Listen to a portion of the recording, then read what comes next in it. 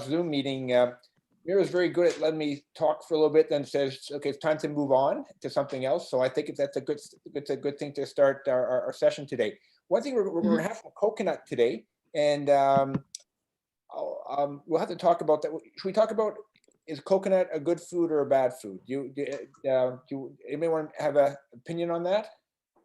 I actually put a slide on that I got like the information from my fitness pal. It's definitely not a health food. It's kind of like it's used in like a lot of South Indian cooking. So something we always discuss, because it's so high in fat, is kind of finding that sweet spot where you're not adding a ton of fat to your food, but you're adding like a little bit of flavor, but definitely not necessarily a health food because of the fat content. Yeah, it's a saturated fat. So to me, it's on the spectrum of the bad food. But none of us are perfect in our diet, and the healthiest food, I guess, if you want 0 calories, no errors, it's just water. But you can't live off of water by itself.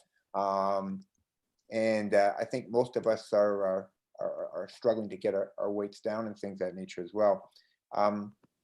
I know Mona likes to think that coconut milk and things have these special properties to it. Dr. Ganguli, where do you put coconut milk in your scheme of things?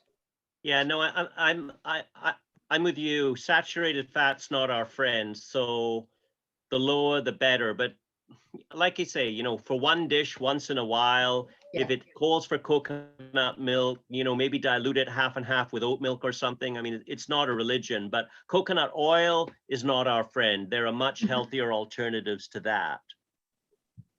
Yeah. Okay. Perfect. And Dr. Curnew, last time you said that I think it's best to use the extra virgin olive oil, correct? Yeah. So to me, there was a really I could make this bigger. That looked at comparing plant-based diet what? to I'm just trying to see what I can do to get that a little larger, but and for weight reduction. So the plant-based diet won very handily for weight reduction, but the Mediterranean diet had a better blood pressure lowering effect, and that was probably the extra. I just did something I shouldn't have. So what'd you do? Can I ask quickly about the oil? Support. Sorry. I just wanted to know, for baking, it's a bit of an aside, but I mean, I agree that the saturated fat of coconut oil, I'm very hesitant to use it. But in vegan baking, what would you suggest? Coconut oil diluted with, which I often dilute with olive oil when I'm baking, or the vegan butters that often have palm oil? And again, I would dilute it with olive oil, usually in a recipe. Does anybody have any suggestions? My suggestion is to learn to cook without oil. But let's see, Dr. Ganguli, what do you have to say about that? Totally support you, Greg, on not cooking without oil, if at all possible. But the other thing is basically Wikipedia has a very, very nice article on cooking oil. So just type cooking oil into Wikipedia and you can see the smoking points. I'm a bit of a geek, so I've actually got a table of cooking oils in front of me. And so avocado and grapeseed are two reasonable ones, basically because you want a fairly high smoking point. And this is where, if you're doing baking, you have to be quite careful with the olive oil, because if you put an oil above its smoking point, apparently you really mess up the molecules. So avocado oil and grapeseed oil are probably two reasonable ones. And I'm just looking at this table here. Avocado is 17% saturated and grapeseed is 10% saturated. So that's relatively low. I totally agree with Greg, which is minimize the oil. Sorry, Barb? So yeah, the problem I'm having is we have this little cafe where they're making, our muffins, we use oil and we don't use any, margarine or anything. But it's a few of the recipes that they're making. They're usually things like, they have lots of, like a black bean brownie, for instance, or they use beans in it, but they often are putting some fat in it. And I'm struggling because I'm trying to get them to use the recipes, to change the recipes a little bit to make them healthier. And a lot of the vegan butters have palm oil, which I think is probably just worse than your coconut oil. Is that right? Yeah, palm oil and coconut oil are very similar. So you're going to be very high in saturated fat. So you need to use the oil. Both of them are, so basically they have to look for recipes without any oil. I get it. Yeah, I mean, it's been a bit of a struggle because to get that, to get a muffin or to have a little bit of solidness to it, they're finding they need to have a bit of some sort of something that's at room temperature solid. So Barb, some great websites for oil-free recipes. Forks Over Knives has a lot of recipes. They're basically oil-free. Dr. McDougall is a second set place for that. And I'm trying to remember if the Campbell website has recipes, but those three people are really down on oil, so they can give you Dr. access to recipes. Okay, thank you very much. What I was thinking about is that you can replace that with, you know, bananas, Yeah. applesauce, things of that nature as well. Yeah, we do all of our, we have no eggs, so they're all using flaxseed, banana, or applesauce for all that. Some of the essentials that people need to have as part of their health bucket. So one is to have your own blood pressure machine, to have your own scale, good pair of walking shoes, and a non-stick frying pan, I think, are one of the best essential things in life. Now I guess I'll throw in a aluminum water jug. Stainless steel, Greg? Stainless steel. With no lining in it. All right, well, let's get started. Let's how we gonna go there, Aditi? So we're gonna start with Mona's tour. So I'm just gonna pull up her video. I think the rest of us will just unmute ourselves if we can, so we don't interfere with anything. And why don't we do this? We'll unmute ourselves when we want to talk. We can just mute, or we can just do that back and forth. Is that okay? And yeah. Yeah. So for the video, it would be best if everyone, if you're not going to be talking, just mute yourself so that there's less feedback, and we can have a discussion after. And you can unmute if you would like to add anything. And just give me a thumbs up if you can hear it. Closing out sound now.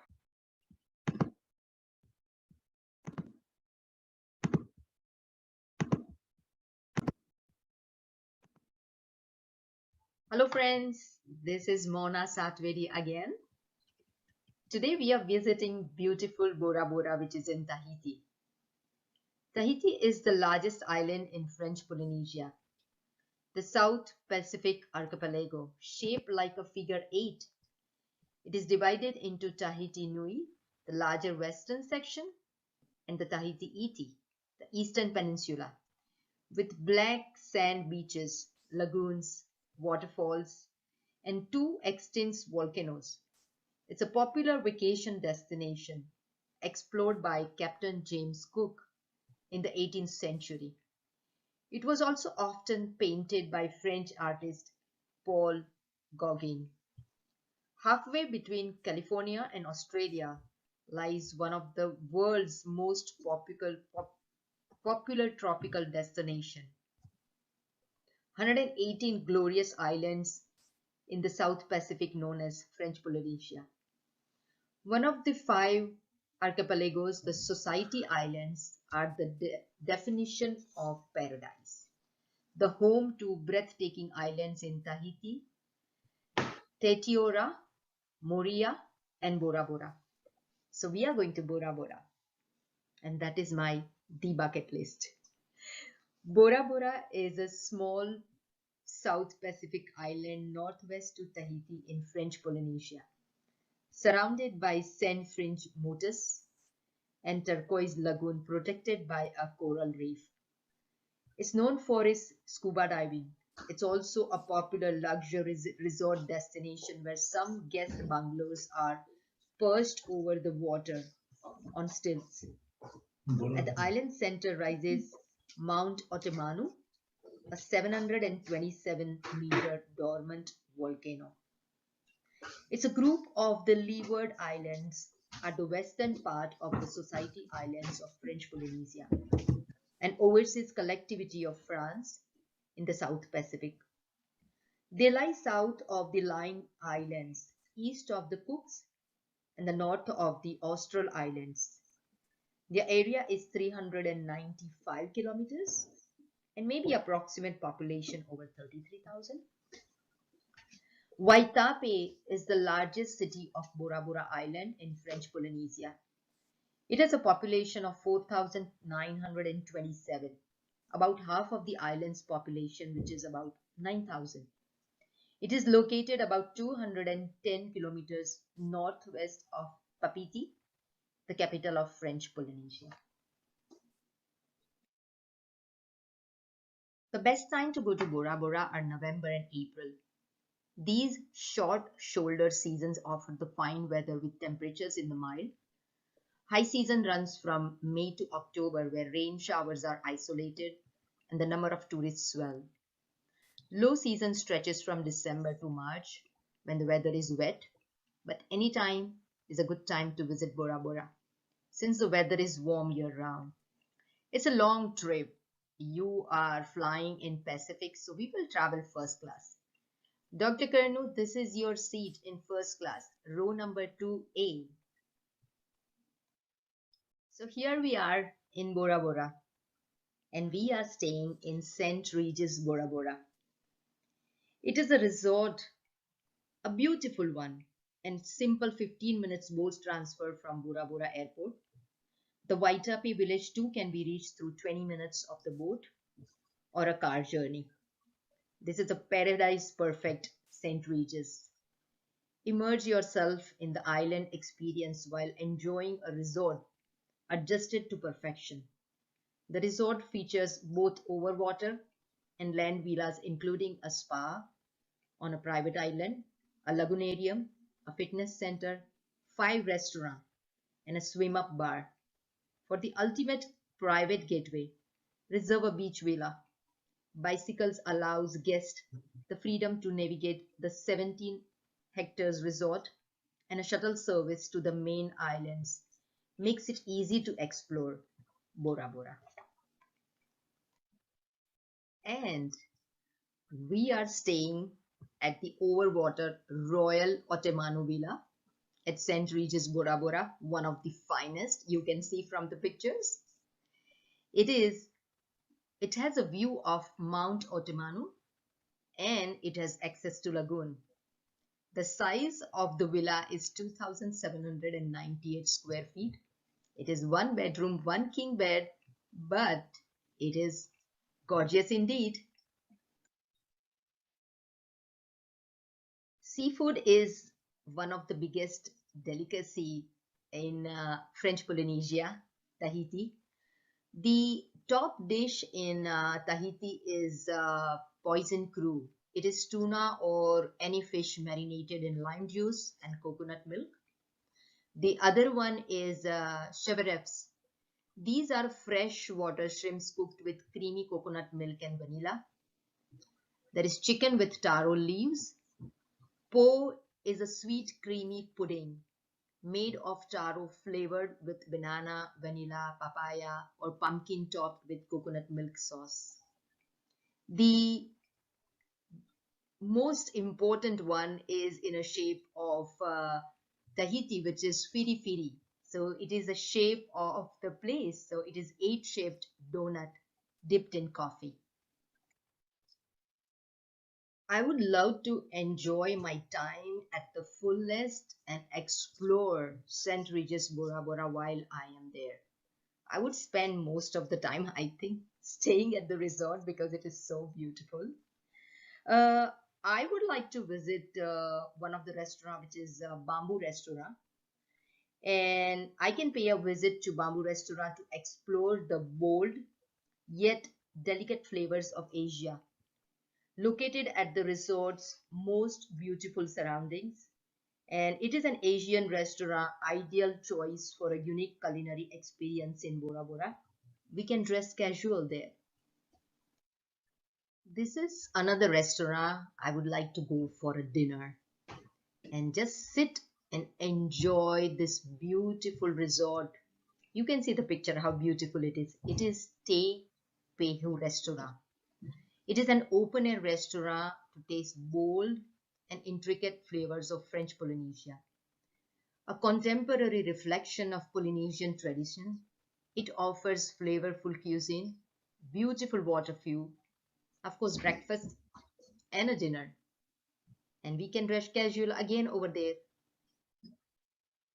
Many travelers describe Coral Garden as a must-do while you are in Bora Bora.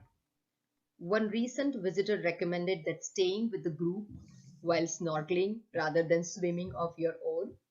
The sharks and stingrays don't tend to be aggressive, but sometimes they can become so, especially with an isolated snorkeler. Coral gardens are a must-visit place while you are in Bora Bora. Matira Beach is the largest public access beach in Bora Bora, making it extremely popular with visitors. The water is crystal clear, as you can see in this picture, and the sand is soft and downy.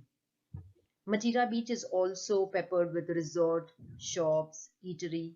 So it is a very convenient place. You can spend a full day at Matira Beach, and even that's not enough. If you would like to do something different, not going to the beach, we will go to Tapuna Safari. You may see the nearby islands, Raitia, Taha, Tupai, and the fantastic panoramic views of Bora Bora. The most beautiful island and the turquoise lagoon will take your breath away, but we will do something different. In Tapuna Safari, we will visit the Gun Viewpoint World War II visitation, Mont Popoti. So during the Second World War II and after 1941 attack on Pearl Harbor, the United States chose Bora Bora to be one of their military bases for the South Pacific.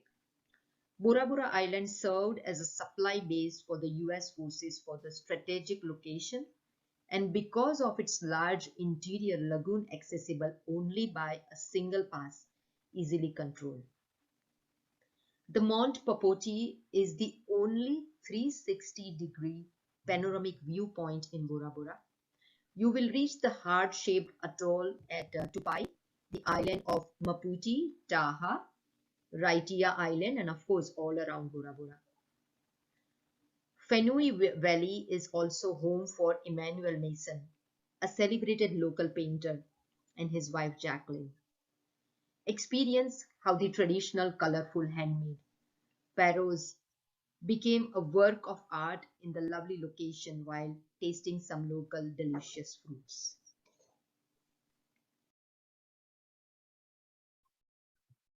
St. Regis Lagoonarium, a Bora Bora Lagoonarium, is a natural aquarium on the small Motu Island, just east of the main island. By natural, we mean that this aquarium isn't man-made. Rather, it's a portion of the actual lagoon. One of the coolest things about this family-owned attraction is that you can actually snorkel on the premises under the supervision of wildlife guides. Beneath the lagoon surface, you'll spy sharks, turtles, rays, and many different kinds of ocean fish. And depending on what tour you choose, full day, half day, morning, or half day afternoon, you'll enjoy a number of extras such as a canoe tour of the island or a barbecue picnic. I think the best thing I can do is enjoy my time relaxing at the beautiful beach at Bora Bora, enjoy the beautiful sunrise, afternoon, beautiful sunset. I hope you enjoyed this beautiful place and wish once life is back to normal, we all can visit this beautiful paradise. Until then, see you next time.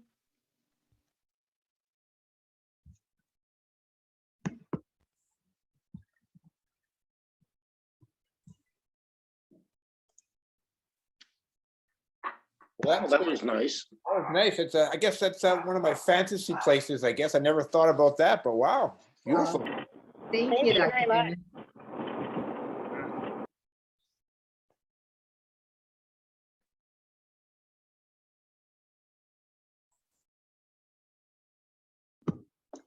Thank you for that tour, Mona. Now we can get to like the cooking portion. Yeah.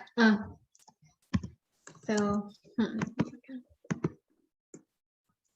okay, so the ingredients shouldn't be any surprises. This is what I sent out in the email. So for the main curry, just mango, a little bit of turmeric if you have it, water. I'm using frozen coconut. This you can use whatever amount you would like. As we've already discussed, it does have quite a bit of saturated fat in it, so modify it as you need to. And then green chili if you like spice, and unsweetened yogurt. It can be plant-based yogurt. You can just use regular yogurt. You could use coconut milk if you would like, or another type of plant-based milk. I recommend using yogurt though, because if it's milk, it becomes really watery. And yeah, just some salt. And then I will be showing how I make the topping that we do with like most of our South Indian dishes, but we'll do that at the end. Does anyone have any questions before I start going through the steps? Are you gonna show us how to cut a mango? I did not actually have something on how to cut a mango. I'm actually not very good at it. My dad had to cut it for me today because I was not doing it well. But he usually doesn't do it on a cutting board. He uses like a knife and does it in his hand. So that way the juice doesn't go everywhere. Especially if it's like a ripe mango, it tends to be really juicy. So I'd recommend like holding the mango using like a small knife so that you have control, and then slowly slicing away at the mango.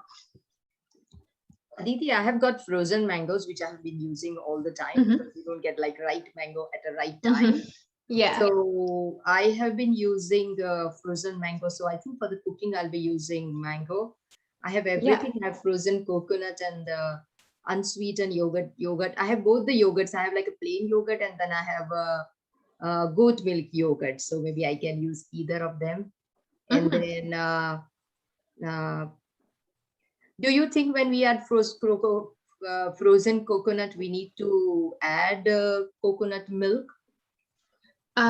No, so the coconut milk I gave as an alternative for people who don't like using yogurt. Okay. It's best to use yogurt that kind of gives a better consistency to it as well. Okay. I'll be using yogurt then. I kept both ready, but I would be using the yogurt.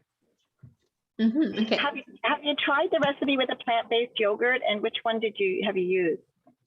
I personally haven't tried it with a plant-based yogurt. I mostly just use like the unsweetened normal yogurt. I would say like the main difference would probably be flavor. If you're using like just regular like animal-based unsweetened yogurt, you might get like a little more sourness compared to like a plant yogurt. So it's kind of like a tasting thing and might need some like sweetening. So you can use honey for that if like the flavor profile is a little bit off. Oh, yeah. Thank you. No problem. Okay, so I'll move on to the first step. Okay, and again, just give me a thumbs up if you're, or just send a message in the chat if you're able to hear the instructions in the video. Peel and chop up your mangoes into large chunks. Right. Okay, so yeah, the first step is just to peel and chop up the mango. If you're using frozen mango, you can just take it out of the freezer and leave it out to thaw a little bit.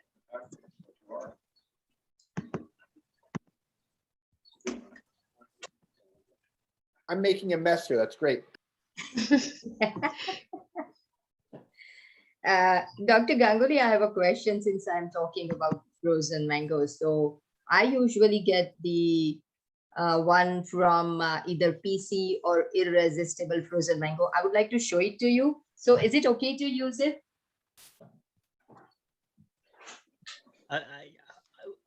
Well, sure. Let's have a look. I would just look at I'd look at the ingredients and at the nutrition label. Just make sure they haven't added any sugar or any high fructose corn syrup. Why not just just read the ingredient list? Hopefully it's 3 things or less. Okay, because for the ingredients, it's just mango chunks. That's all. Hey, you can't go wrong with that. Yeah. Okay. Thank you.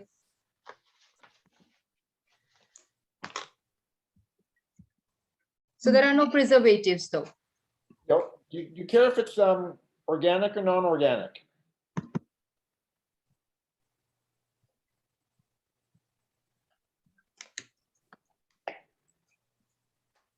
So we got from PC. So there are two brands. If we go to Fortino's, you get the PC frozen mangoes, which is just frozen mangoes. Or if you go to any other store, like I get Irresistible, which is just mango chunks. There is a price difference when you go for the organic ones and the regular ones. So I usually get organic at Fortino's or Yeah. Costco. Yeah. And I think it's, well, I think just because of the environment, I think it's a good idea because you're reducing the pesticide exposure to True. the people that are spraying as well as the environment. If you're just doing it for your own, it has a peel, so the chance of you getting something in there is probably less for you, but better for the environment, we believe, to buy organic. Right. Less your health, but more the planet's health. Exactly. Yeah. And think about the planet's health, to think how to not waste things. 30 to 40% of our farm products go to waste. Most of us who buy fruits and vegetables end up throwing things away, so I'm trying to throw things less. I'm putting things in the freezer, and what Chad will tell me, I can make broths, soup-based broths and things of that nature as well. For us, we have we have a sheep, and we also have some ponies, so all our leftovers go to them. So we try not to waste anything. How about everybody else? How much of their fruits and vegetables go to waste? We don't. Try not to. Put them in the freezer afterwards. Yeah. You're bad, and you can just make frozen treats. Yeah. Mm-hmm. Yeah, it's actually great for like smoothies and stuff. If you have like berries or bananas or stuff that's going bad, I like just like sticking them in the freezer. And chopping up bananas for nice cream. Mm-hmm. Yes, that's what I've been doing anytime I crave ice cream, just like freezing a banana and blending it up with some strawberries. I'm going, it's ice cream texture. I'm tricking myself. You know what I'm doing as well right now? But you have grapes that are starting to go bad. Before they go bad, I put them in the freezer. And they're great frozen treats. Yeah. Mhm.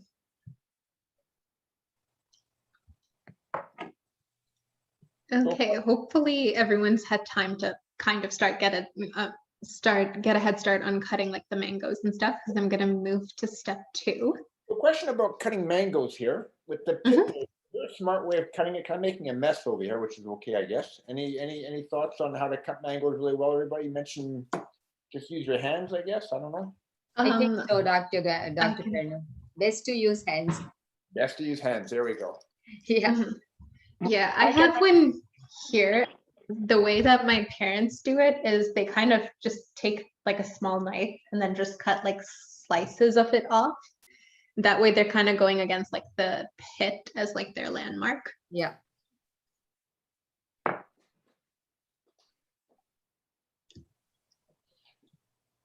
I usually, take it in, I just, peel the mango and I take it in my hand, and then I do 3 horizontal, slits on both the side, and then 3 vertical, and then just cut it. So this way, just like the chunks come out.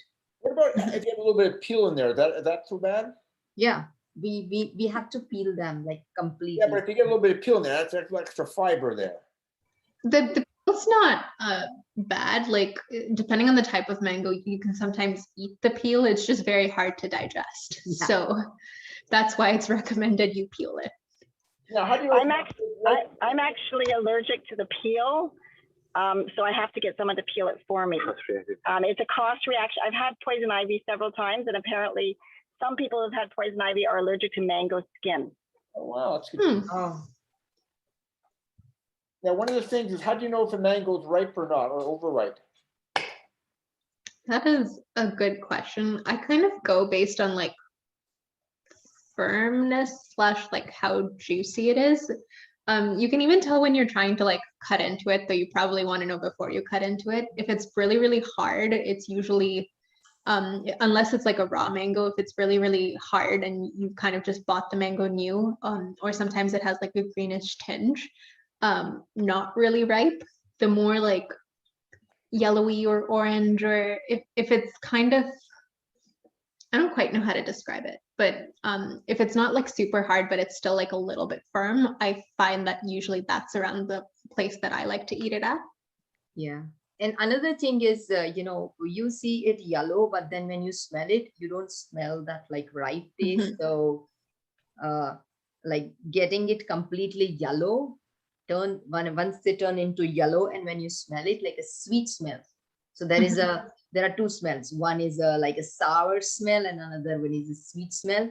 When it goes on a little bit of sweeter side of smell, then you know that yes, it's ready to eat.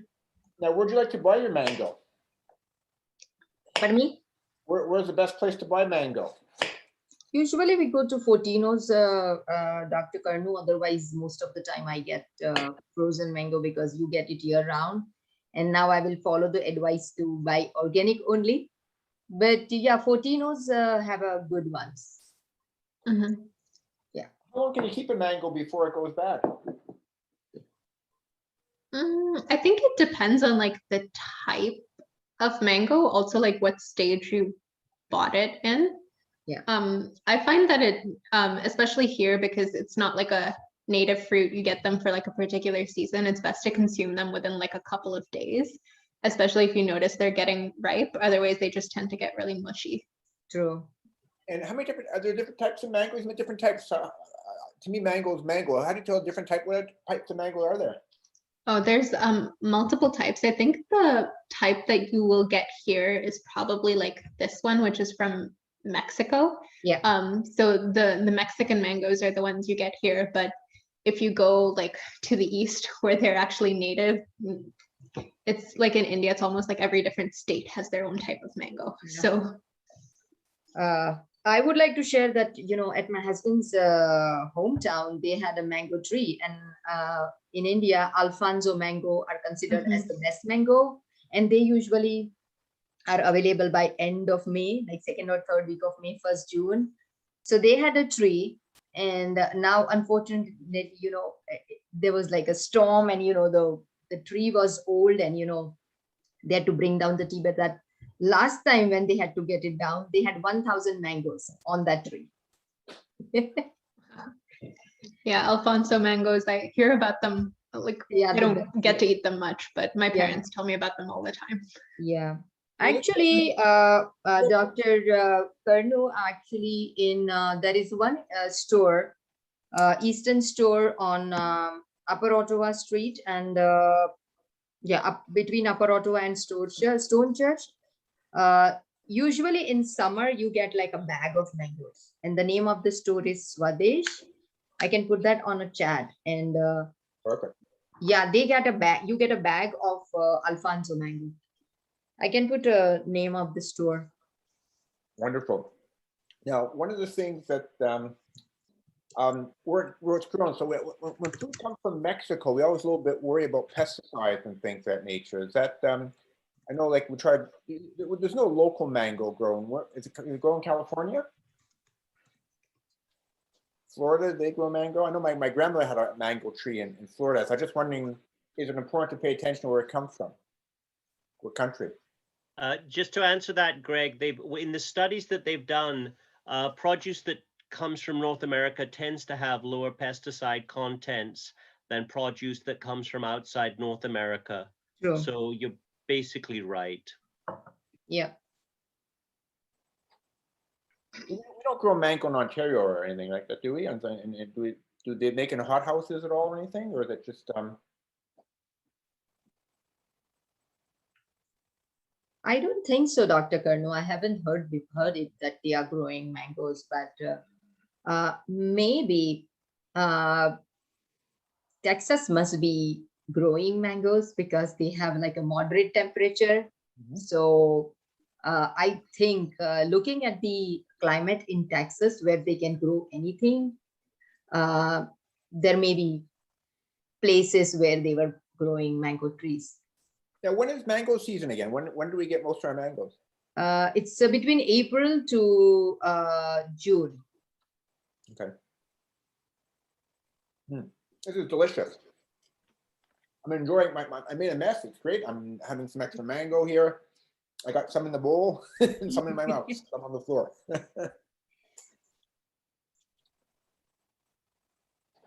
Okay. I'm gonna go to the, Just Googled, Yes. I just Googled Canadian grown mangoes, and believe it or not, actually, that depends on the tree. And there is some mangoes that are grown in Canada. I'll just take that link I just saw that information on and throw it in chat. fantastic. I wonder if I can have, we can get a mango tree in our farm here. Can we can grow, we can't grow them here, can we, in Ontario?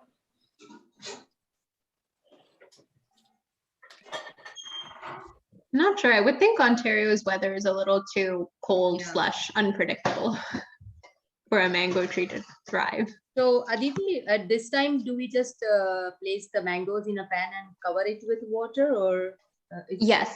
So I can play the video. It's basically you just put them on the base of the pan, put enough water so it lightly covers it. And we're not really cooking it. It's more to kind of soften it up. Okay. So yeah, I will just play that video in 1 second. Place your cut up mango into a pan, spread it evenly on the base of the pan, and then add just enough water to cover the mangoes. No. And at this time, can we turn the heat on, Aditi? Yeah, I would wait till it's covered by the water, and then when you place it on the heat, you want to keep it low or medium low. Okay. But the whole, all the mangoes covered?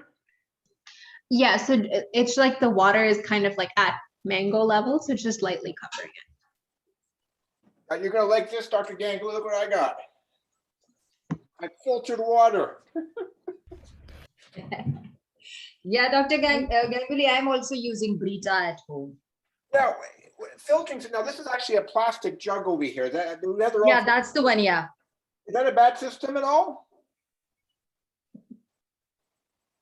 Yes, no, anybody? Yeah, because I'm with Dr. Curnew. I have the same one too. Dr. Ganguli, what do you think about using Brita? I mean, I'm sure it's probably a step in the right direction. You know, one does what one can. And as you say, filtering, it's like the chlorine presumably is antibacterial. So it's probably nice to get that out, isn't it? Yeah. Yeah. So how do you filter your water? What do you do? We have a system that was actually developed in St. Catharines and is marketed out of Cambridge called ESIL, E-S-I-L.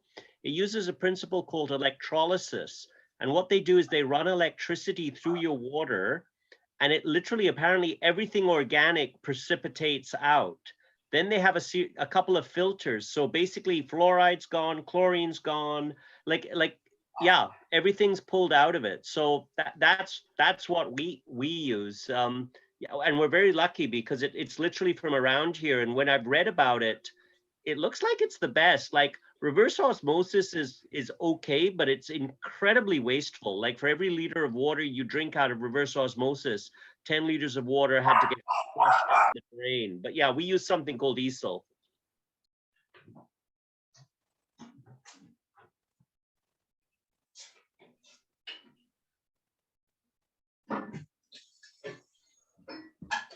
Okay, I hope everyone's had a chance to get their mangoes in the pan if you're cooking along. So I'm just gonna play the video for the next step. Once the water is covering the mango, place the stove on a medium low to low heat to gently soften the mango. Next, you can add a pinch of turmeric if you would like. So for the mango on the stove, you don't really want to cook it. It's mostly just to soften it up. So if you're using frozen mango, you might have to keep it on a little bit longer until it's soft. If you're using fresh, probably 1 to 2 minutes is going to do it. Yeah, I had, removed from the freezer. So it's kind of softened right now. Mm-hmm. Yeah, so just keep it on like low heat until like it, you don't want it falling apart, but like soft enough that it's very like chewy. is kind of the texture. Okay, so the next step is just with the coconut and the chili, if you would like to add chili for spice. So I will play that. Place a couple of tablespoons of thawed frozen coconut into a blender or food processor container before adding in either a green chili, or for me, I chose to add in a dried red chili. Then we're going to blend it and grind it till it's a paste. Yes, if you're using the frozen coconut, either like take it out until it's a little bit soft. I actually put mine in like the microwave for 10 seconds so it got softened. Yeah, I did the same thing. Yeah. Where do you buy your frozen coconut? Is it quite easy to buy? So I usually get it from like Indian stores for like the brand that I use. I have seen like frozen coconut sold at Fortino's, but I don't know if it's shredded. So I think for like the ones that you get the coconut chunks, you probably need to put it in a food processor to get it to like the correct. Right. So is coconut, is it like have the meat of the coconut as well as the fat, or like the fiber as well as the fat, or like how does Yeah, it so compare? I'm not quite sure how it compares. The one that I use, it's classified as like deep grated coconut. So it would be like the actual coconut like grated down, and then that's what's frozen. If you're able to get like the frozen coconut chunks, I'm not quite sure how that compares. I personally haven't used it before. Thank you. I have a red chili. Is one small okay? Yeah, one small is good. Because I don't have green chilies, but I have red chilies. Yeah, green chilies are a little bit milder, so you can afford to use a little bit more of them. For the red chili, I don't recommend exceeding one small one.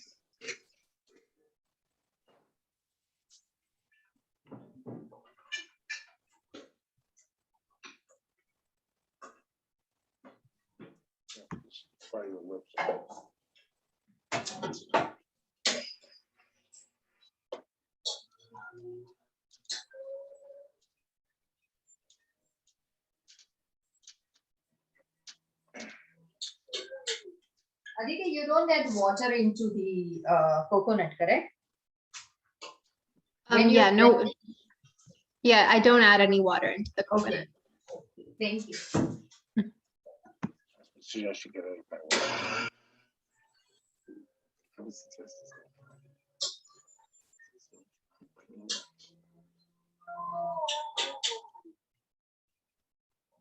And you said we just add in the mixture, add in the So that mixture will be added to the yogurt, which is Place a couple of which is the next step, which I'll play. Okay, I'll leave it. I'll wait then.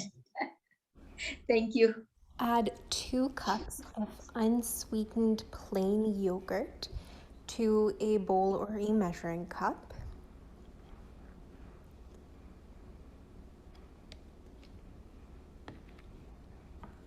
Then mix in our coconut and chili paste.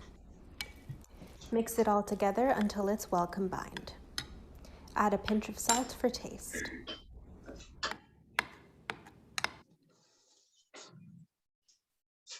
Yeah, so you mix like the ground up coconut and the chili with the yogurt, and then you add like a bit of salt if you would like for taste. Okay.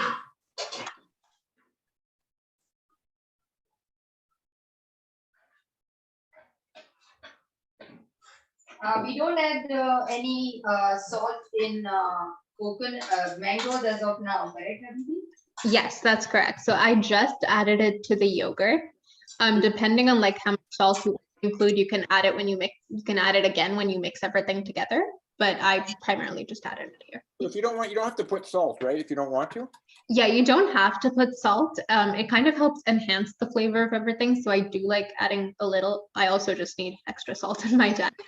But yeah, you don't have to include salt if you're concerned about salt consumption. Aditi, this looks so good. I just feel like eating this yogurt and coconut. Because I love coconut. And I know we are not allowed to. So I limit myself to coconut.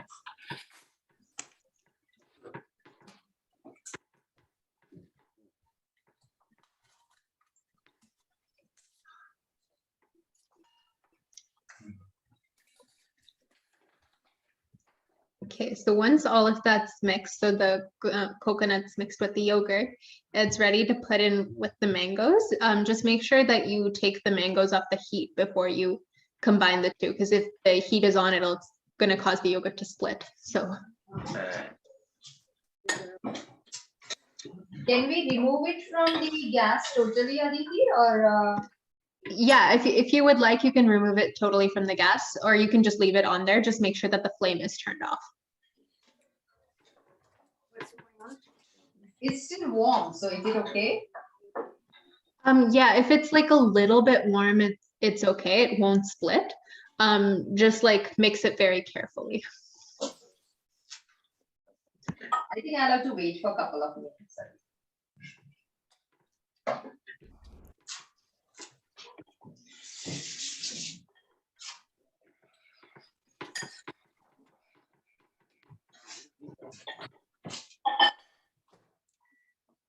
Hey, Chad, this reminds me about the Forks Over Knives cooking course that I watched you do. Yeah. Yeah, I learned lots of recipes that I still use today. Yeah, I you know that knife cut there. I try. I have a modified version of it. I haven't cut myself, so that's good. And I got really good knives now. Carrie got them for Christmas, and there's Jen over here cutting away here. That's good. And Carrie's in the background. She wants to keep out of this, she says, but she sees me making a mess, so she's coming in and helping me out there. It's great.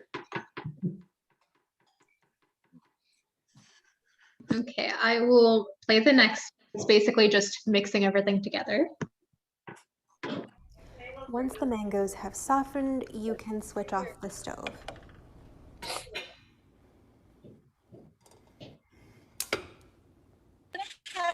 Add in your yogurt mixture. Hold on, kind of frozen, so we put it in the microwave for a little bit.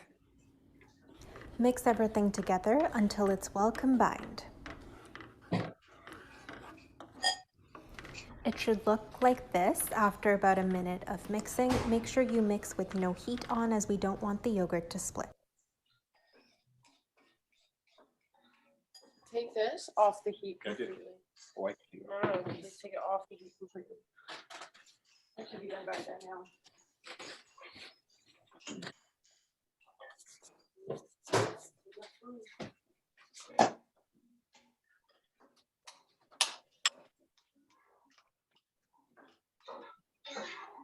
Aditi, I've never tried mango and yogurt, so I cannot wait to taste this. Yeah, it's a bit of a different curry because it's not like eaten hot. So yeah, I hope you enjoy it. Thank you. Thank you so much. Mango's glycemic index. How good or bad is that? Anybody know? I am not sure. I can look that up. I did not hear the question, Dr. Curnew. Oh, mango glycemic index. How do you want the mangoes before we add this one?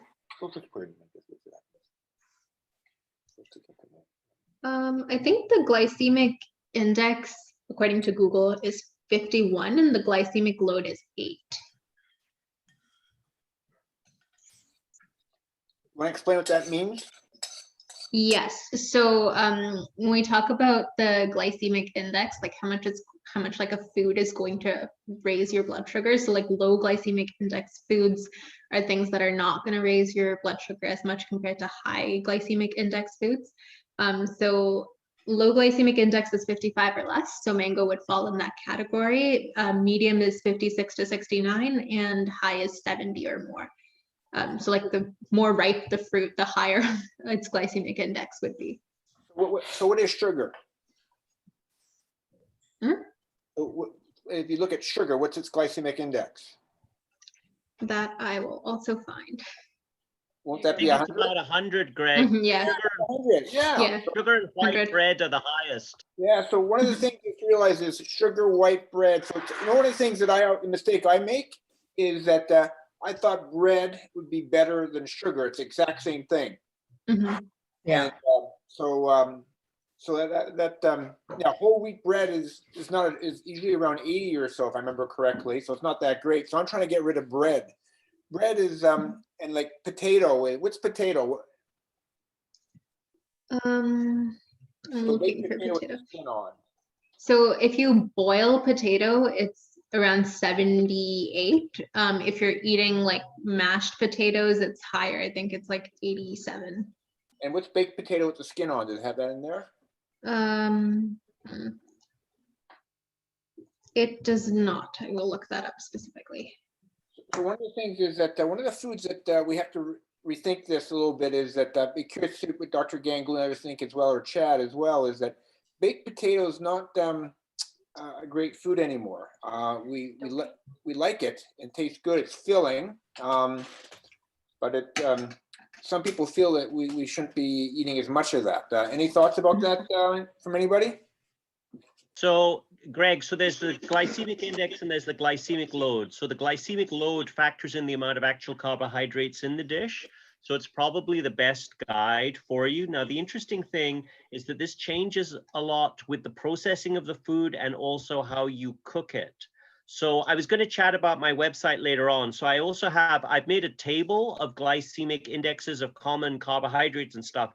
I can show it at that time. And for example, here I've got a baked potato has a glycemic index of 82, and a sweet potato, if it's peeled and baked, it has a glycemic index of 94, so it's worse. But if you peel and boil it, it's only 46. So you halve the glycemic index by boiling the sweet potato instead of baking it. I find that quite remarkable, but the actual way you process the food makes a difference. So I've actually got a little thing. What I do now is I get a sweet potato and I dice it like to about 8 millimeter squares, and I just put it in a little pot with literally 4 millimeters of water, and I just leave that thing to simmer for like about 15 minutes.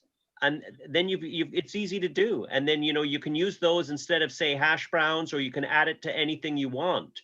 But that would have a glycemic index of 13, whereas a baked sweet potato, I'm talking load now. I flipped over to glycemic load. So the glycemic load of a boiled sweet potato is 13, but if it's baked, it's 42. So that is like, I think that's a third or something. It's unbelievable. So what is a regular potato then? If you're looking at glycemic load for a regular potato, if it's baked, it's 21. And ironically, with a potato, if you boil it, it's a little higher. Now I'm talking about loads here, it's 25. I'll show you guys the table when I'm going over my website. Yeah, because basically the best database for this, the biggest one is called glycemicindex.com. So I basically went through the thing and typed up a whole bunch of common foods, because I was trying to figure out from each of these food groups, what's the healthiest. So for example, I was wondering what carb would be the healthiest because I was pre-diabetic.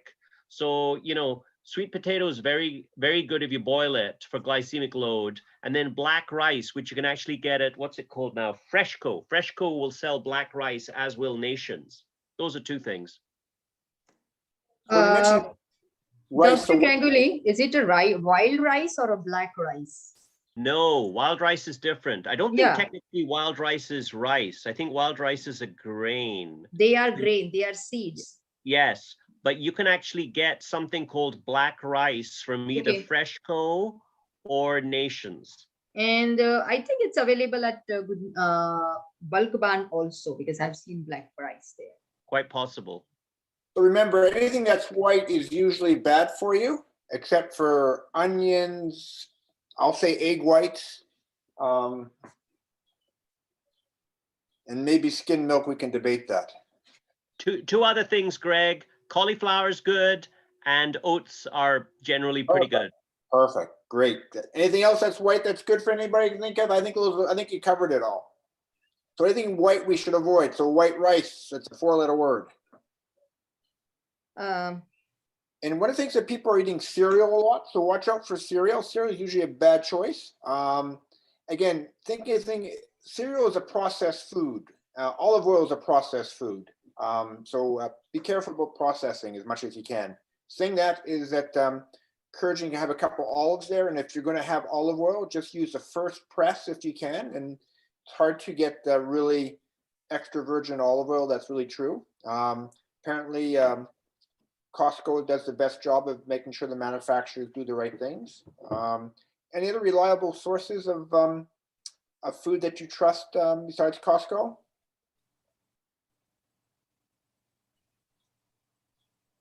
No takers? Okay. Dr. Ganguli, I would like to check about one thing. And recently I heard from my best friend who lives in New York, and Dr. Curnew also.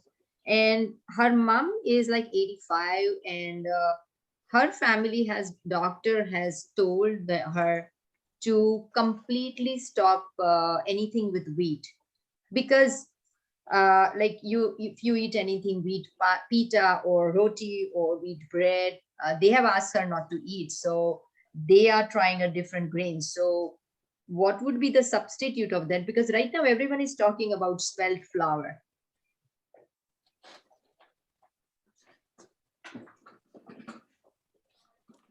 You need to know what's the reason that they've told her to avoid wheat. Is she celiac? Actually, her cholesterol was not going down.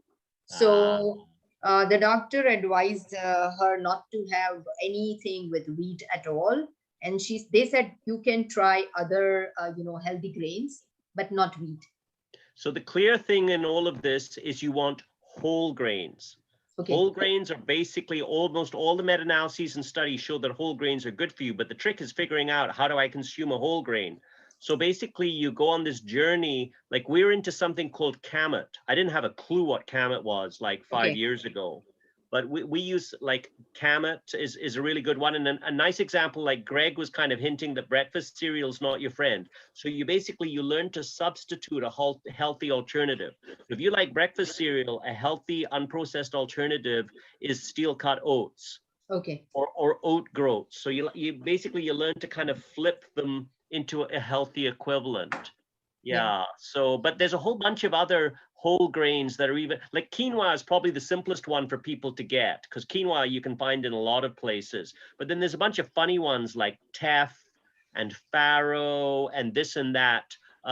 Bob's Red Mill is one of the biggest producers of that. He describes himself as a whole grain evangelist. So and a lot of supermarkets carry Bob's Red Mill stuff. But that's an easy way to get introduced. But unfortunately, you learn to kind of flip over to healthy equivalents for the things that you like. For example, I used to like pasta. So we found an edamame mung bean pasta that is mostly fiber that actually doesn't taste bad. You can get it at Goodness Me and you can get it at Farm Boy. So your main staples, if you can find a way to flip your main staple to something that's healthy, that's probably in your best interest. Would you recommend spelt, Dr. Ganguli? Yes, spelt is pretty reasonable. If my memory's right, I think it has some gluten in it, but as long as that's not a problem for you, it's reasonable. But like I say, once again, I'd look. Yeah, I mean, spelt's quite popular. It tastes a bit different. It is. The psychological trick I use for things like this is I say to myself, like whatever, like let's say I was having wheat bread and I decide to go spelt bread. So I tell myself the spelt bread will taste completely different from wheat bread. It will be completely unlike wheat bread. There will be no similarity.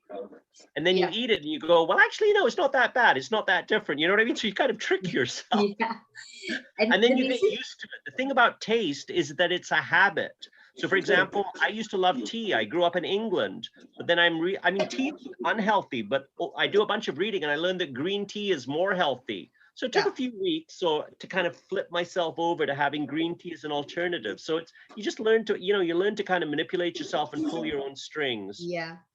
And I saw the other, like I think a day before I went to Fortino's and I saw the bread with spelt flour and wild rice. And what? Wild rice. Oh, cute. Yeah, I want to show you, Dr. Ganguli, because I just got. Yeah.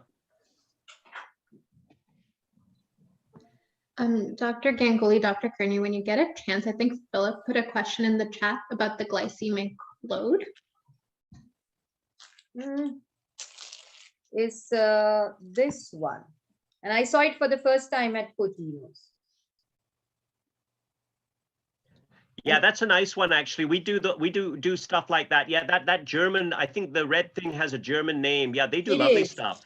It Yeah, is I didn't- exactly. Yeah. What you like about why is that one so good?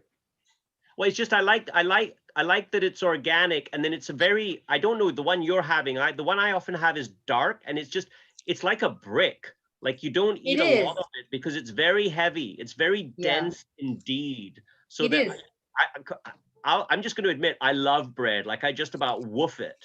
But if it's heavy and it's dense, I tend to eat a lot less. Yeah, I can put a name of that bread because I also had for the first time. And I saw it for the first time at Coutinho's. So let me put a name in the chat. How many grams of fiber does it have per slice and how many calories?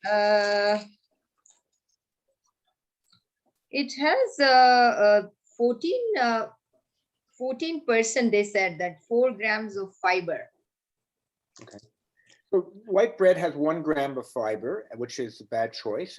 2 to 4 grams per fiber is a reasonable choice. Yeah. I don't know about you. 1 piece of bread usually leads to 6 pieces of bread for me. I don't know how I stop that. Any suggestions about that? I'm almost better off not having bread because I had trouble controlling myself. So I like this idea of replacing bread with things like oatmeal. What was the other thing you were saying is that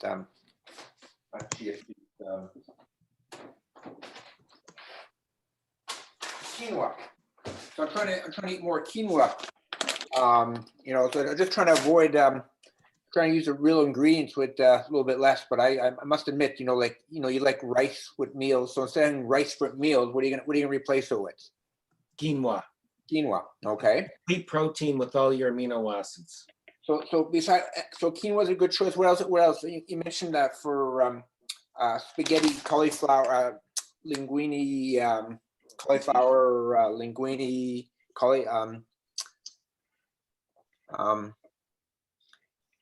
I think we all like that potatoes. Potato. Potato. What else can you replace that with? That that substance, that bulk and stuff like that. How do you like make? We've gotten into this thing called kamut. It took a little getting used to, but kamut is a whole grain, and yeah, we quite like it actually. So we have a lot of kamut, and sometimes we'll mix it with quinoa. What's kamut again? Just remind me what that is. I don't know what it is. Yeah, it's a whole grain. Most of us haven't heard of it. It looks like little pieces of corn, but it's a grain, and you boil it up and you eat it, and it's pretty neutral tasting. But yeah. So you have a sample of that, see what it looks like, or it actually looks just like large oats. Okay. Yeah, that's what it looks like. It look yeah. It's called kamut. Yeah, I'll put it in the chat box, KAMUT. Now, someone asked this question about, do I need to worry about my glycemic load if I'm not obese and not diabetic, but want a vegan diet for my heart disease? So I'm going to comment on the non-cardiovascular angle, which is that if your BMI is not increased, and you're not diabetic, you're probably okay. But I'm going to bump about the cardiovascular to Greg. Greg, how do you feel about glycemic load for cardiovascular disease? Yeah, so to me is that first of all, the best body mass index turns out to be 23 now. The reason I say 23 is that I just saw this review in COVID and ICU admissions. Anything north of 23 for a body mass index increases risk. What COVID has taught me, it just unmasks other diseases. So high blood pressure, diabetes, atrial fibrillation, cancer, joint problems, arthritis, kidney failure. That's all the stuff that COVID wants to unfortunately take your life with. And so I really worked hard. Is that my body mass index is now 24, but I'm always hungry. And one of the things is I'm trying to eat more quinoa, but I find it kind of bland. How do I jazz up the quinoa a little bit? How do I make it more flavorful? Any ideas?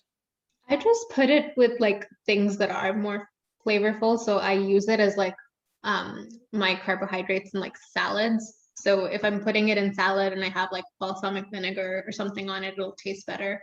Or if you put it alongside like roasted vegetables that have flavor in them, it tastes better. Quinoa is really, really bland. So I find that I have to add stuff to it. I can't like just eat it on its own.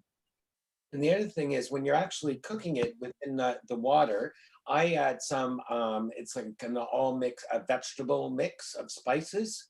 So I add that in. Afterwards, like you can, when you're doing, let's say if you're adding it to a stir fry and stuff, I chop up some onions that I'll add into it for some flavoring as well, or garlic or when you're boiling the water, what I've used as well, you can use it like the chicken oxo cubes. Not the healthiest thing because it's high in sodium, but if you don't have a problem with sodium like I don't, I'll add that into the water when I'm boiling up the quinoa, just to add some extra flavor. One of the things mentioned about salt and things of that nature, so there's a controversy about salt in cardiovascular disease, but there's less controversy about salt in it for kidney failure. One of the things is that our kidneys are wearing out, and so I'm not sure about you, Dr. Ganguli and others, but when I look at renal function for most people, a normal GFR is around 90. As we get older, we lose kidney function. And there's very few people as we age, their kidneys are still normal. So salt makes that worse. And the other thing too is that processed food makes that worse. And having more fruits and vegetables are really interesting foods to preserve your kidney function. So control your blood pressure, control your weight, watch your salt, not for your heart, but for your kidney function over time as well. And for most of us, salt tastes good, so you eat more. So it's an appetite stimulant. There was one randomized controlled trial called the Toppings trial that gave salt restriction, and it showed a mortality benefit at 10 years after the trial was complete. So I'm trying to limit my salt. We all have too much salt in our diet, and important consideration. So I like this idea about using whole, real food. So I noticed that for the recipe, the olive oil is optional. I'm not sure I want to put olive oil in my thing. Should I put olive oil or not? So this is like a completely optional topping. It's just something we do in my house where we take like some seeds and we put it in olive oil till it sputters and then you put it on top. It's completely optional. If you want to leave that off, you don't have to use any oil. How much olive oil did you put in? I think I ended up putting in maybe a teaspoon. Okay, a teaspoon's fine, yeah. Yeah, I didn't put very much in. No problem. I'll take a little bit of olive oil. Okay, I'm gonna try that. I'm trying everything. Okay, I'll play this part of the video for anyone who wants to do it. In a small container on a medium-low heat, add a little bit of olive oil. Once it's warm, you can add in some mustard seeds. Once the mustard seeds have split, turn off the heat and then add in a little bit of fenugreek seeds. Saute the seeds together until they're slightly brown. But I had nothing to do with. You can substitute it with cumin if you would like. What, sorry? You can substitute it with cumin. Can I put any quinoa in there, or is that a bad idea? That's a bad idea if your quinoa is not cooked. Your digestive system will not have a fun time if you try to consume that. Dr. Curnew, the process is called tampering. So the tampering can be done with the one Aditi has recommended. It's the cumin seeds and fenugreek and mustard seeds, and then cumin seeds. So these are the three main ingredients so far as the tampering is concerned, which gets a little bit of aroma, and of course get a little bit of a good seeds in the food. Mm-hmm. Yeah, and you have the option to add like more chili if you would like extra spice. Yeah. I don't recommend it if you've already used a red chili earlier on, because mango is so delicate, you don't want to overpower it. You add a little kale to that? I love kale now. If I'm into kale, put some kale. I mean, if if you want to. It's basically just like sauteing it in olive oil. So All right, I'm gonna take a little kale here. So I kale- learned something new, kale and mango, Dr. Curnew. I'm gonna try it. I'm gonna try it. Kale was one of those superfoods they say. Stay away from me. Superfood, but I mean, kale and mango taste good in a salad. So Definitely. It's the garbage. You just smoke what you got. Aditi, I think I will do the tempering later with mustard and fenugreek seeds. I just I follow this mustard and fenugreek once it's done. mhm, yeah. Okay, sounds good. I can move on to the next stage. Yeah, so this is usually eaten with rice, but if you want to go the healthier way, there's quinoa, and I have like a quick, I think this is 30 seconds on how you can make quinoa in an Instant Pot, so I will play that for anyone who's interested. please. Add 2 cups of water to 1 cup of rinsed quinoa. I'm doing this in an Instant Pot. Close the Instant Pot. Make sure the back head is turned towards ceiling, so it's towards the back. For pressure cooking, we're going to put it on 1 minute of low pressure.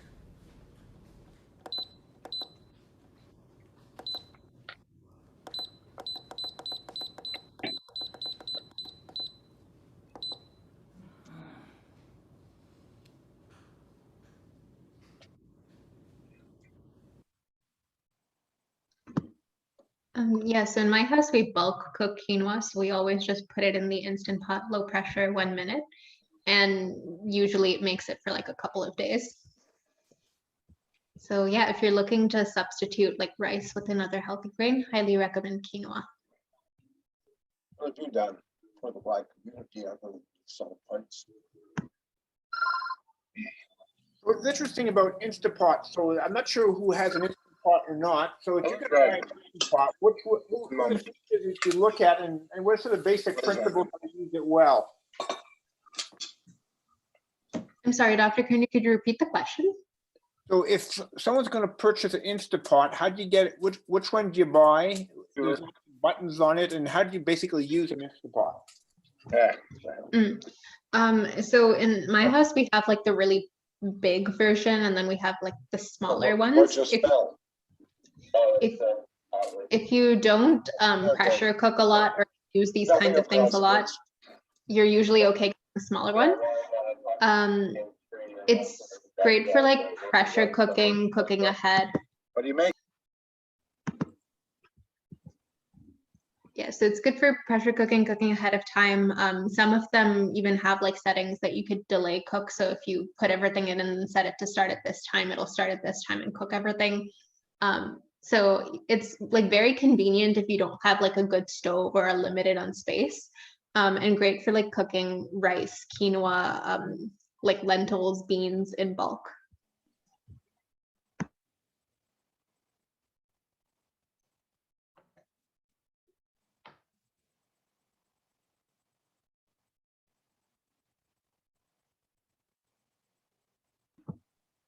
So for the rest of the slides, I had some like nutritional information about the ingredients, but just looking at the time, Dr. Ganguli, do you want to share your information about your website, and then we can come back to this at the end? Sure, yeah, great, thanks a lot.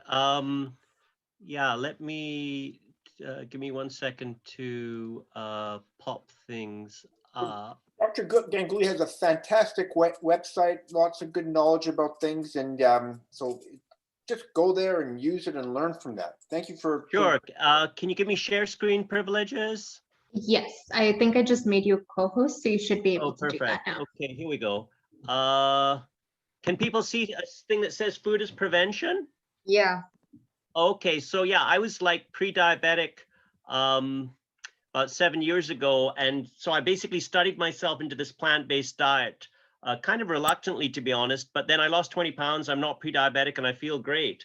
So then it suddenly occurred to me that maybe my patients, I'm something called a gastroenterologist, maybe my patients would be interested in that too. So that's basically what I built my website to kind of help them to transition to a plant-based diet.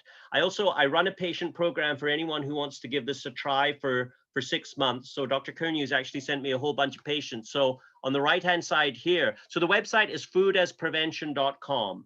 So FOODAS prevention.com. So on the right-hand side, there's a click if you want to learn about my patient program.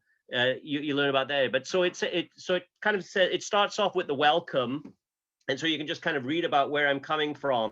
So this is aimed at the public, but I'm also, unfortunately, they don't actually teach healthcare workers much about this at all. So I try and also have information for healthcare workers to help them to learn what they don't really teach us. Okay, so basically here I have a thing that says start here. So you just work your way through this and it'll take you through everything you need to know. So I start off with a section called Our Current Diet, which is this page, which kind of explains why the problems with our current diet. And it kind of goes over that. And I have a whole bunch of short videos that I link you to. There's an amazing movie called Forks Over Knives. It's a documentary. And it not only gives you the data about why this is the healthiest diet, but you actually see a bunch of people with diabetes. And as they flip to the diet, they go from 8 drugs to 7 to 6 to 5 to 4 to 3 to 2, sometimes only to 1 drug. So that's the first part. That's our current diet. Then I have a page called supplements. So that basically, do I need to take supplements? Which ones? The only one that's essential if you end up completely plant-based is vitamin B12. You just need 2 milligrams a week, a pill on Saturday, a pill on Sunday. It's dirt cheap. Why? Because if you have an irreversible B12 deficiency, that's irreversible nerve damage. Animals don't actually make it either. It's just only bacteria make B12. But when we eat meat, it's contaminated with poop and we get the bacteria and the B12 for free. Anyway, so that's very, very simple. And then I talk about a few other nutrients, omega-3, vitamin D, but I'm talking about omega-3 not for pharmacological reasons. Dr. Curnew is the specialist in that. Then the next section on my website here is it talks about organic versus conventional produce. And so I kind of walk you through, do I want to be spending money on organic produce or not? Obviously, it's completely optional, but basically the nutritional differences are minimal between organic and not organic produce. But the big difference is how much pesticides there are. And it turns out that pesticides don't just kill pests. Generally, they get us into trouble as well. So for example, this is something called this is a summary from multiple studies of what proportion of produce has pesticides, whether it's organic or conventional. So here you can see, for example, for fruits, they summarized 240 studies here. So in 240 studies of fruits, the organic ones, 11% of them had pesticides, and the conventional ones, 76% of them had pesticide residues on the fruits. So there's a difference of 65%, which was significant. For vegetables, it's 10 versus 32%, a difference of 22%. And for all foods overall, the rate of pesticide positivity is 35% lower. So that you're basically avoiding pesticides with organic. But then you say, well, I don't have the money. Well, the interesting thing is the Environmental Working Group, and I link you to it there, they've listed 50 fruits and vegetables by how much pesticides they have. So you could maybe buy high pesticide stuff organic and low pesticide stuff regular. You could split your shopping list based on that. Well, here's a sample shopping list that's done just that. So I give you a bunch of links to that. So that's hopefully useful. Then the next section I have is basically diseases. So I have a whole section on diabetes, inflammatory conditions, cancer, about 30 to 40% we can prevent with diet and lifestyle, and also on heart disease. And I also link you to videos of my talks. Then I have a whole section on common questions, such as, where do I get my protein, which is the #1 question? Where do I get my calcium? What about iron and this and that? So that kind of covers those questions. Then hopefully by that point people are persuaded. So what do I do now? So basically I link you. I've got a get going programs and sites, and literally this links you to some of the best sites on the internet that literally, when I deal with patients, a lot of them, they say, okay, I'm interested, but they literally don't know what to do next. Well, I link people to tons of resources here to tell you what to do next. Like, you can download booklets from places on the internet. If you want a 21-day program where they send you an email every day of what to do, it's in there. I link to short 5-minute or less videos on some of the basic skills: cooking with no oil, making oil-free hummus, using a chef's knife, how to read a nutrition label. These are kind of the basic skills if you want to use food as medicine in there. And I've actually given talks on how to read a nutrition label. I think I've got videos of that there. So this will kind of get you going on that whole thing. Then after that, I literally tell you what to have. So I link you to a simple breakfast and lunch. So my go-to breakfast is steel-cut oats, chia, flaxseed, and blueberries. So I literally tell you exactly how to make it. And then my go-to lunch, and I literally have this 5 days a week, is basically a salad. I now add some sort of beans, legumes, and lentils with some nuts. So that's kind of right there. I've got links to easy plant-based lunches, plant-based dinners, and it goes on and on. And then what I do is I link you to lots more recipes. And when I say lots more recipes, I'm not talking hundreds. Literally it's thousands of recipes, because I link you to websites with lots of recipes. And so, for example, if you want to be oil-free, here's the Forks Over Knives website. Then there's another nice place called Nutrition Studies that have them. Dr. I think McDougall is kind of kicking around. There he is, Dr. McDougall. He's also very low fat. Then I have ethnic stuff. Like if you're Indian, I link you to some Indian healthy plant-based recipes. And I've got some Mexican stuff there too. So you can link to all sorts of recipes here. So that kind of covers the main stuff. There are videos of talks that I've given fairly recently. So if you want to check that out there. So basically, and then I've got whole big sections on, well, what about garlic? I heard that was good. So you could go there and you could look at specific foods. I've got tables of vegetables, and then I link you to different videos and small articles. So for example, yeah, like let's say you're interested in cabbage. This will take you to nutrition facts, and it'll tell you all about cabbage. So basically, it's kind of to be honest, it's a bit of a galaxy of information, but it should be enough to kind of get people started and answer most of their basic questions. So foodasprevention.com. Oh, I have a newsletter too, somewhere in here. So you can sign up for the newsletter if you're interested. I need to send out more of them. I promise you, you won't. There we go. There's a sample newsletter that I send out about food as medicine. So why is broccoli your friend? Oh, I've heard all this stuff about turmeric and stuff, so if you're interested, you can sign up for that. And like I say, I should send it out more. So the one promise I can give you is you will not be inundated, and you can always cancel, obviously, it's all automated. Then yeah, I go over specific nutrients. I got a bit of stuff on Alzheimer's. There's a fun thing down here too. Where is it now? I've got disease calculators, like the people on the internet, like what's my risk of breast cancer? What's my risk of this? What's my risk of that? They're not magical. But they can be useful. Where is it now? Here we go, risk calculators. So if you want to check out that sort of thing, I've got risk calculators, life expectancy, cardiac stuff, what's my risk of type 2 diabetes, estimate your risk of several cancers. These are not gospel, but anyway, basically it's just a whole galaxy of stuff if you're interested. So, so there you go. Maybe I should let people ask questions. So should I, for my breakfast, should I have organic blueberries or just regular blueberries? Well, I was born in Scotland and I'm an Indian, so I'm just cheap. So I get something called pesticide-free blueberries from Costco.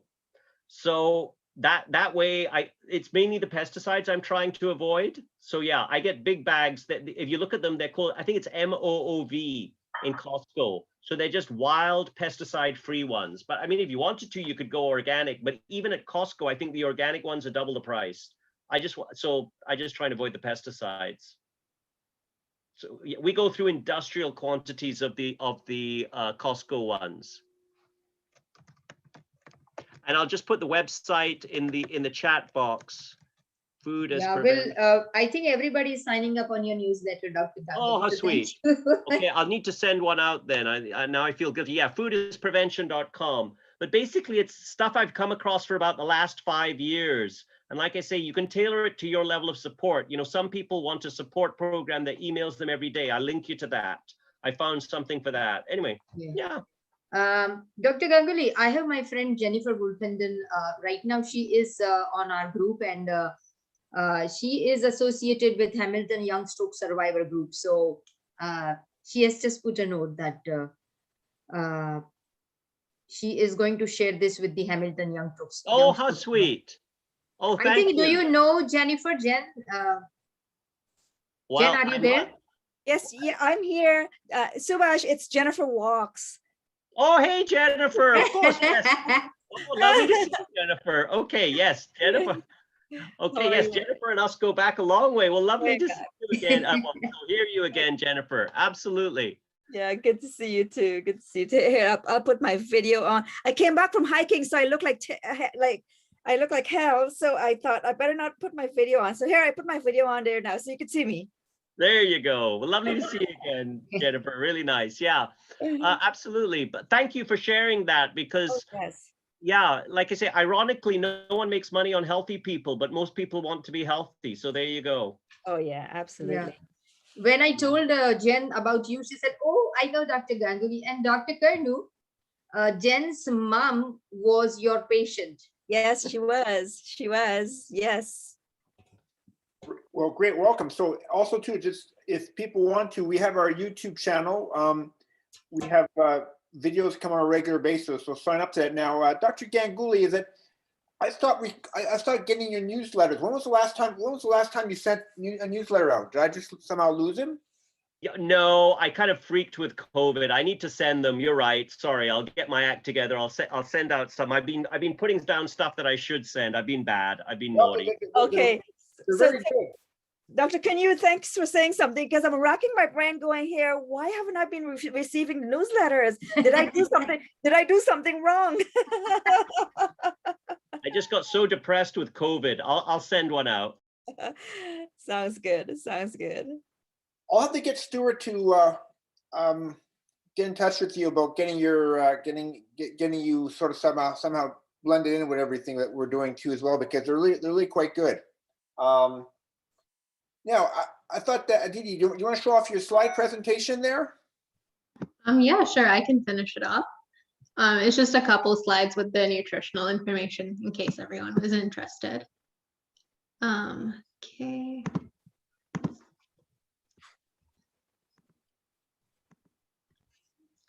Yeah, so this is just platform for anyone to discuss what they think like nutritional benefits of different things might be. So for yogurt, the reason we still consume it in my house is for like probiotic properties, also for calcium, because there are not many other sources of dairy that we're consuming. But yeah, so when we look at like the nutritional information, it does have protein in it. There is sugar. So like the best thing to do with yogurt is to use like sugar-free versions. This is the nutritional label from the yogurt that I used. So in case you were interested in what I was talking about during the recipe and what I was using, this is the nutritional information for that. So when you buy a yogurt, there's so many yogurts to look at. So you mentioned sugar-free. What else do you look at when you buy a yogurt? You look at fat content. You want fat-free? Yeah, I don't think we usually go like fat-free. I think what we buy in my household is from Costco, but it's just like your standard 2% sugar-free. Yogurts is something that's like unsweetened. The ingredients list is fairly short. There's not a bunch of additives or anything like that in there. Those are usually the things to look for. You can, if you're concerned about fat, you can go fat-free. I just find for what I use yogurt for, if I go fat-free, it kind of messes with the recipe. So I just stick with the standard. What about Greek yogurt? What about probiotics and things? How do you feel about those types of yogurts? Greek yogurt I've heard is better for like protein if you're looking to eat like a high protein yogurt. It is more expensive though, so it kind of depends on how much yogurt you're eating, how often you're eating it. If like yogurt is taking up a bulk of your bill, investing in Greek yogurt is definitely a lot more expensive. And Chad, what type of, do you eat much yogurt yourself, or Dr. Ganguli? Anybody else? Any thoughts about how they pick a yogurt? I pick what my wife buys, to be honest with you. Just one point on things like yogurt, but this is actually a more general point. If you buy fat-free, usually that means the carbs is higher because they have to put something in, right? So if they drop the fat, usually it's the carbs that goes higher. And especially if that's processed carbs, that's probably not a great thing. The other thing about fat, although I'm not a great fan of it, it produces something called satiety, which means it makes you feel full. So if you have a bunch of fat-free stuff, often you don't feel full. So it's a bit of a tricky balance, really. Yeah. I don't eat a lot of yogurt myself. I've tried the vegan yogurt, which had the coconut milk mixture to it. Other than that, I do believe in getting probiotics and prebiotics. So I just take the capsules from the health food store. Now, Barb, do you use much yogurt at all? You still, what's your thoughts when you yogurt? I think she had to sign off. Oh, okay, Yeah, sorry, okay, she okay. What about Mona? What do you do about yogurt? Do you eat yogurt? Actually, I like 2% yogurt, and I had been using the goat milk yogurt lately. So, Dr. Ganguli and Dr. Curnew, I just want to ask you, is it okay to use goat milk yogurt? Because I am using the one from Fortino's, the Riviera yogurt, goat milk yogurt. I don't feel preference. I don't know that. It sounds like I don't think there's anything mysterious about goats versus cows or not. I don't know. I don't have an opinion. I don't know. We should ask a goat what his feelings are on it. Two good things I've heard about goats, I think. Well, one is that I've heard that people tend to be less allergic to it. Yeah. So if they have a milk allergy, I think goat's a little better. The other question, I am kind of guessing here, but I have a hunch it's a bit less of a growth stimulant. Cow's milk is an incredible growth stimulant because it's supposed to take a 70-pound calf and turn it into like a 300-pound cow in like 12 months. Yeah. So it's probably not a bad thing. One last point I should probably throw on about glycemic index and glycemic load. There's a simple way to drop the glycemic index or glycemic load of basically anything, and that is to eat it with fiber. Because in your stomach, they're all mixed. And so the stomach kind of integrates everything. So like I say, if you're having something that has a fairly high glycemic index, like say rice, then you have it with lentils, dal, then you drop the glycemic index of the whole thing. So that's the nice thing is you can combine things. So that's something useful to keep at the back of your mind. Or for example, flax or chia, they're almost pure fiber. So you will drop the glycemic index of anything you're eating if you have them with flax or chia. Yeah. It's I can show you which one I use. It's Riviera from Fortino's, and Yeah, one thing. Maybe Didi and Dr. Ganguli can give their opinion. Glycemic load and glycemic index, and how you blend that together. What does that mean for the average person? I think Dr. Ganguli might be the better person. Yeah, because if diabetes and obesity are the issue, glycemic load is the most meaningful because it factors in the amount of carbohydrates. Yeah. And if you go to glycemicsindex.com, it's a free database of 6,000 different things, and it has both of them just sitting there. yeah, it's this one now. The brand is Riviera yogurt, and it is available in Fortino's.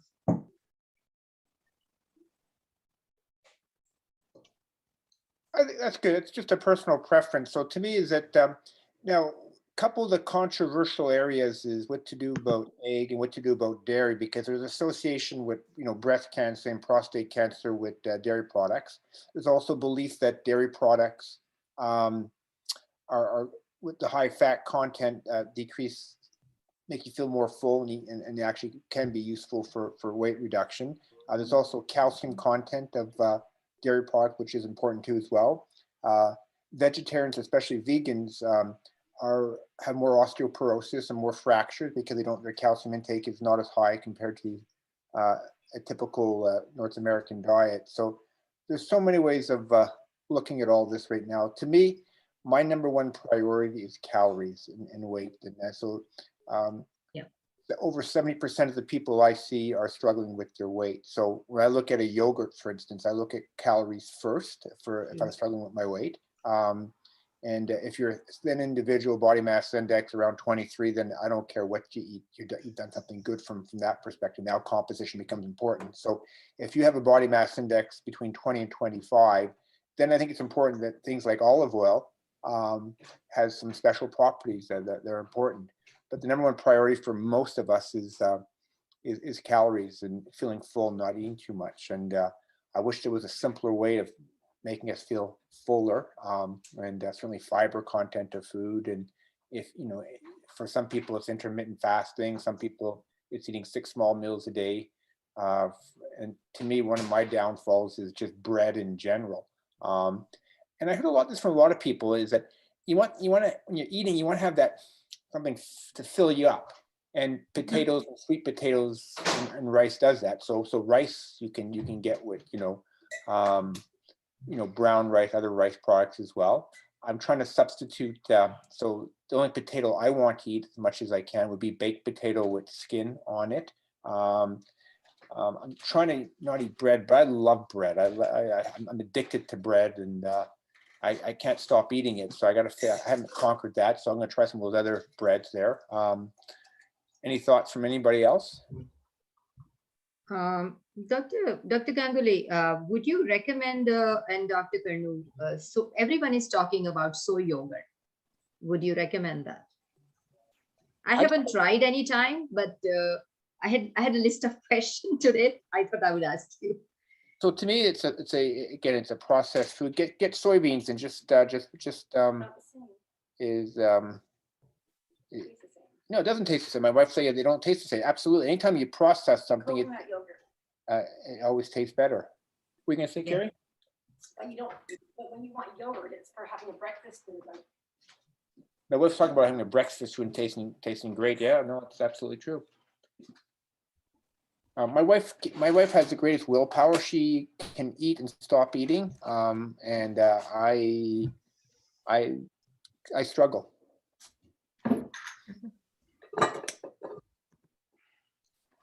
I did have a slide on mangoes as well. So when I was reading up about the glycemic index, it falls in the low category, which is nice. Also, being a fruit has a lot of like vitamins in it. Yeah, and this is the nutritional information for the type of mango I used, in case anyone was interested. Now, if you're going to make quinoa on the stove, how would you make quinoa on the stove if you didn't have a pressure cooker? I think it's the same process. So the quinoa, water, I'm not quite sure if the ratio is 1:2, which is what I use for pressure cooking. And then you kind of just boil it on the stove until it's done. So my wife only uses the stove to make quinoa. And so the few times that she's trusted me to supervise it while she's not there, she's been very firm. I'm not allowed to stir it.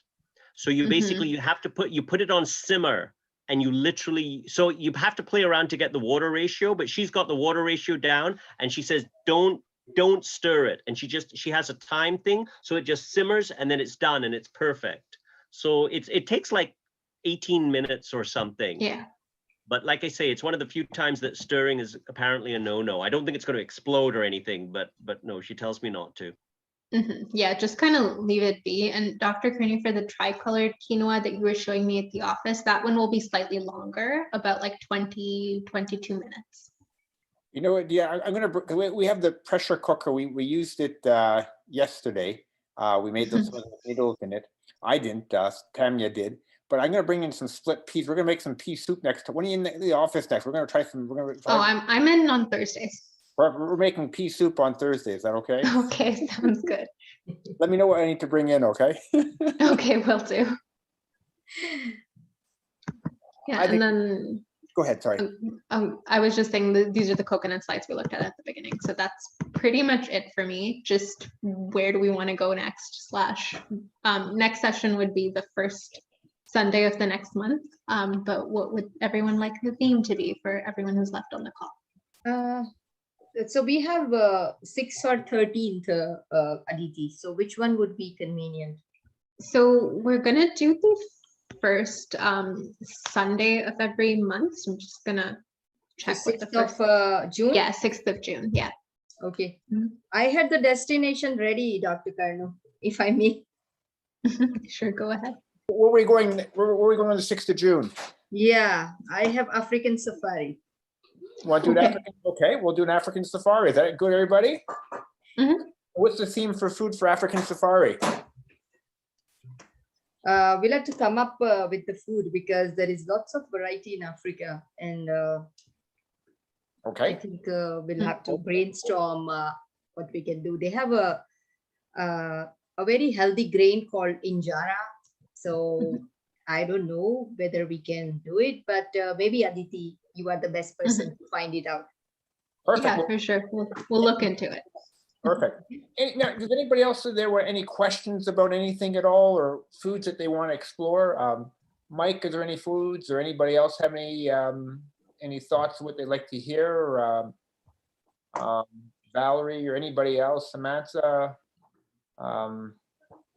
Randall, anybody? Thank you for joining us, Jennifer. Anybody else have any thoughts or questions or comments, what they like, don't like? And I just love making a mess in the kitchen, yelling at my people to help me out, and I've learned so much. And each time we have discussions, Dr. Ganguli, can you show your